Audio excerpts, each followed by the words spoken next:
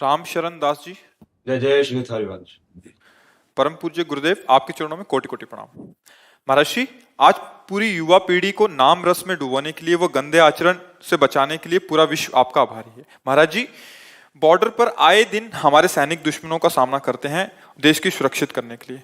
ऐसे में आए दिन हमारे कई जवान शहीद हो रहे हैं। ये प्रश्न उन शहीद परिवारों की तरफ से है, क्या शहीद हुए जवान अपनी आयु पूरी होने पर शरीर छोड़ते हैं या फिर ये अकाल मृत्यु है? नहीं, ऐसे में ये शहीद अकाल के मृत्यु परिवार का नहीं, क्या ये कर्तव्य? जीवन की आहुति है। रण यज्ञ में जीवन की आहुति, इनको बिना किसी अन्य सपोर्ट के वो सुख मिलेगा जो बड़े बड़े देवताओं को प्राप्त होता है। ये भगवान के वचन है। युद्ध कर, जीतेगा तो भूमि का राज मिलेगा, और अगर मरेगा तो स्वर्ग का राज्य मिलेगा। ये कोई साधारण पुरुष नहीं है जो राष्ट्र सेवा के लिए इस रणभूमि में, रण यज्ञ में अपने प्राणों की आहुति देते हैं। ये हमारे पूरे भारत और विश्व के लिए सम्माननीय है। पूरे जहां भाई जो जिस देश का राष्ट्र में अपना सैनिक है वो भी तो प्राण छोड़ता है, वो अपने राष्ट्र के लिए छोड़ रहा है, सब बंधनीय है।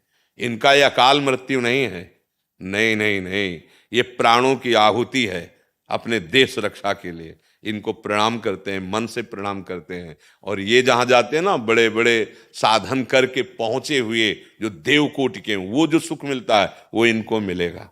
ये कोई साधारण नहीं है जीवन कि ऐसे मान लो विपक्ष से युद्ध करते हुए मारे गए तो अब ये अकाल मृत्यु या दुर्गति। नहीं नहीं नहीं, ये कोई साधारण बात नहीं है, ये कोई साधारण बात नहीं। राष्ट्र सेवा कोई राष्ट्र सेवा, हाँ, भगवान की सेवा है, ये कोई साधारण नहीं। वो अपने प्राण कितने प्रिय सबको देखो ना।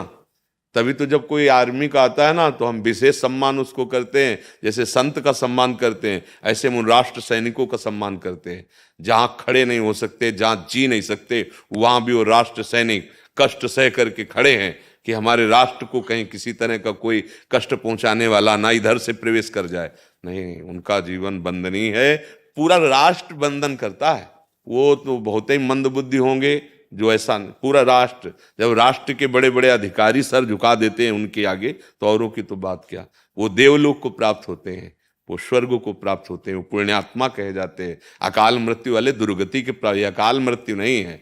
अपने राष्ट्र की रक्षा के लिए वो अपने प्राणों की आहुति दे दी। वो बंदनी पूजनी, हमारे बंदनी पूजनी है, हम उनकी वंदना करते हैं।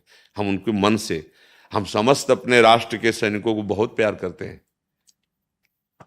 बाहरी प्यार जब दिखाया जाता है तो खवाया पिया जाता है, अन्य सुविधाएं दी जाती हैं।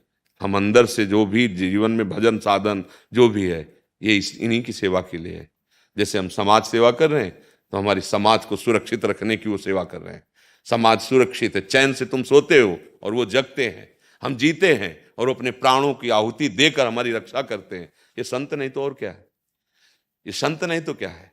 वही तो संत है जो परहित लाग तजय जो देही, संतत संत प्रशंसय तेही। हमारे जो शास्त्र कह रहे हैं, जो दूसरों के हित के लिए अपने प्राणों का त्याग, दूसरों के हित के लिए तो है।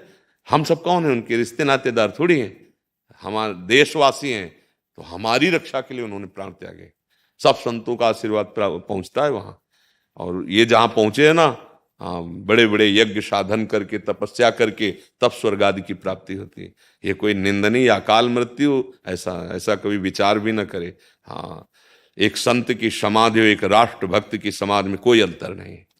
जैसे एक संत की समाधि है, ऐसे राष्ट्र भक्त की अगर समाधि है तो दोनों में बराबर वैसे ही श्रद्धा होनी चाहिए।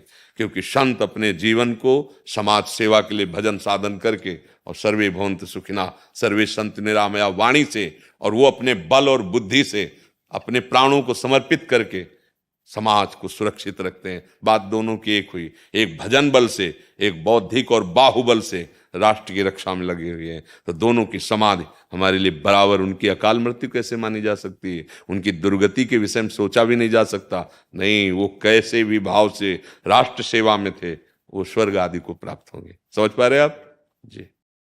Thanks for watching my video. Please like and subscribe to my channel and click the bell icon to get new video updates.